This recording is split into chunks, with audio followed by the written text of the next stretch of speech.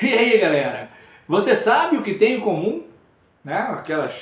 Esses 4 times que eu coloquei aí na thumbnail, na capa do vídeo? Sim, foram 4 times que o Fluminense destruiu o centenário deles.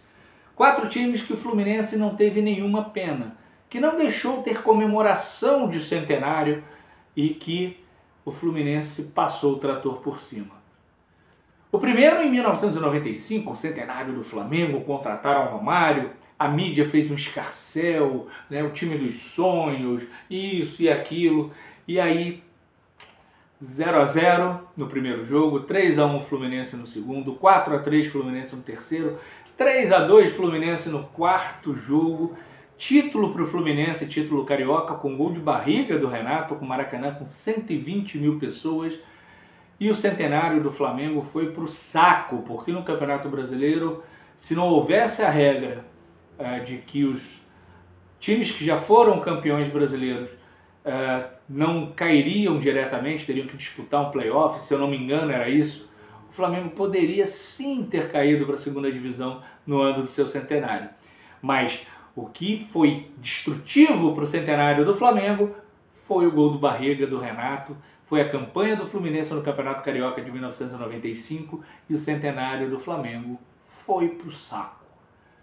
Depois de 1995, de ferrar o centenário do Flamengo, o Fluminense teve mais um centenário para botar aquela água no chope, para estragar a cerveja, para comer o churrasco e deixar todo mundo triste. Foi em 2009, né, no centenário do Curitiba. Fluminense e Curitiba chegaram na última rodada lutando contra o rebaixamento. Um ia dançar naquele jogo.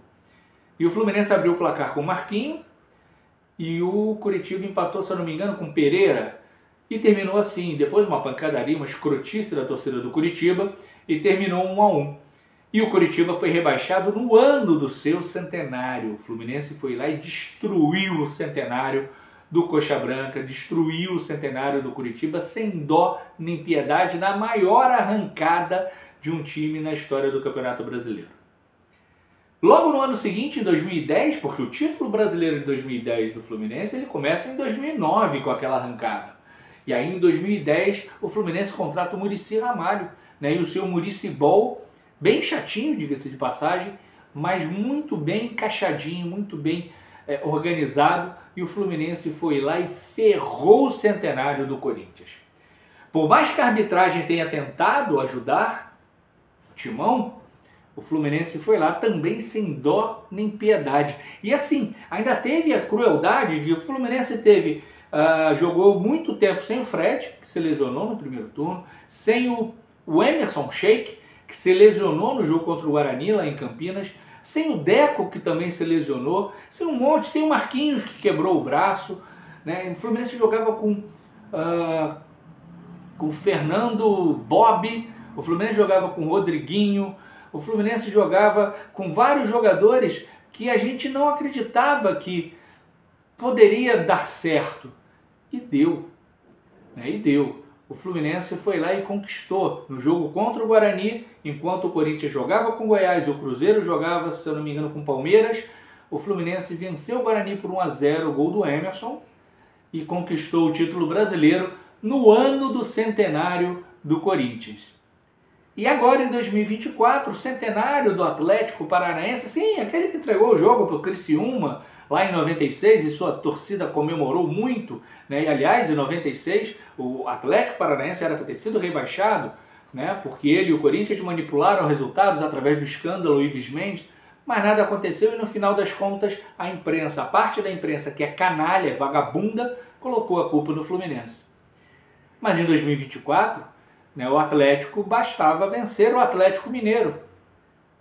Lá em Minas, o Atlético Mineiro praticamente sem chances de cair ou simplesmente empatar e torcer pelo óbvio para todo mundo que era o Palmeiras ganhar do Fluminense. E não é que o Fluminense ganhou do Palmeiras.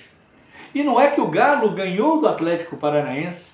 E não é que no ano do centenário o Atlético Paranaense quis imitar o Coritiba e foi rebaixado. Atlético Paranaense, bem-vindos à Série B, que não voltem nunca mais. A gente não vai sentir nenhuma falta desse time nojento, vamos dizer assim. Que desde 1996 eu tenho um ódio mortal desse time. Não é rivalidade, porque o Atlético Paranaense perto do Fluminense é como você falar do Ibis perto do Sport. É mais ou menos essa relação. Não tem rivalidade, é apenas ódio, porque a desonestidade de entregar um jogo me traz esse sentimento.